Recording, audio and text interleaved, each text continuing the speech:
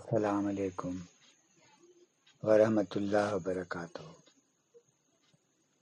اللہ تعالیٰ نے 4 مہینوں کو خاص حرمت دی ہے، ان میں سے ایک ہے ذوالحجہ کا مہینہ۔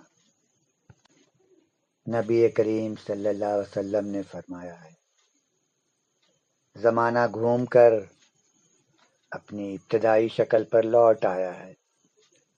جس دن اللہ نے زمین و آسمان پیدا کیے تھے، اللہ کے نزدیک 12 مہینوں میں سے 4 حرمت والے مہینے ہیں۔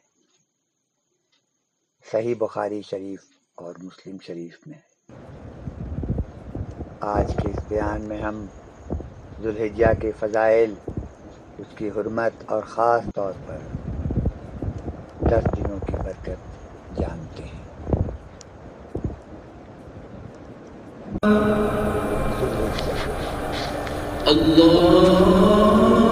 حرمت والا اللہ تعالیٰ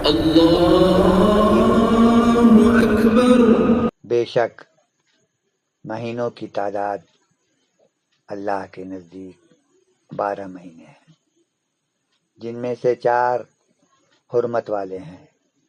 سورہ توبہ کی آیت نمبر 36۔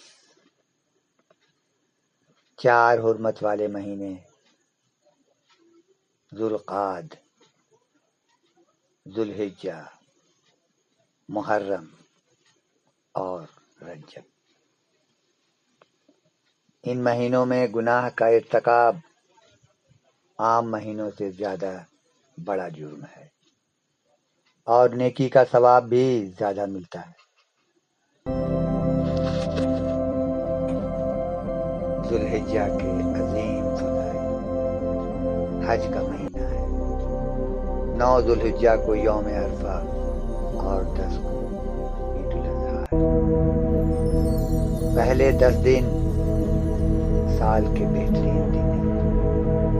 روزے، نماز، ذکر، صدقہ اور قربانی کا بہت بڑا اجر ہے۔ نبی کریم صلی اللہ علیہ وسلم کا فرمان ہے، اللہ کے نزدیک سب سے افضل دن ذوالحجہ کے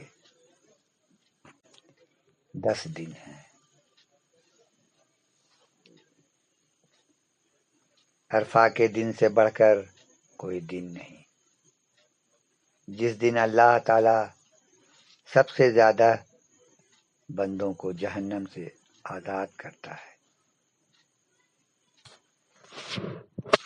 پہلے 10 دنوں میں روزہ رکھیں، خاص طور پر 9 ذوالحجہ کا، یوم عرفہ کا روزہ۔ عرفہ کا روزہ گزشتہ 1 سال اور آنے والے 1 سال کے گناہ کو معاف کر دیتا ہے۔ تکبیرات پڑھیں۔ 10 ذوالحجہ سے پہلے 9 ذوالحجہ کی نماز فجر کے بعد سے، ہر فرض نماز کے بعد 5ویں دن عصر کے فرض نماز تک پڑھیں۔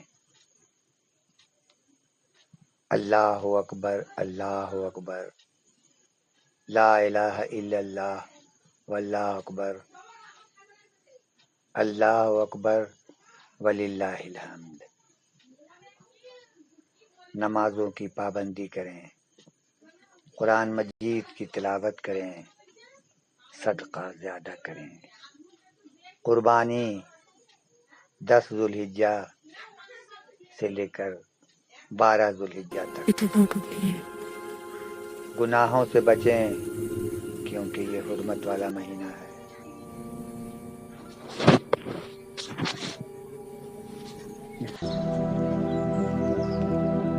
ذوالحجہ کا مہینہ اللہ تعالیٰ کی طرف سے ایک بہت بڑی نعمت ہے۔ جو شخص اس مہینے میں اللہ کی طرف رجوع کرے، اللہ اس کی توبہ قبول فرماتا ہے۔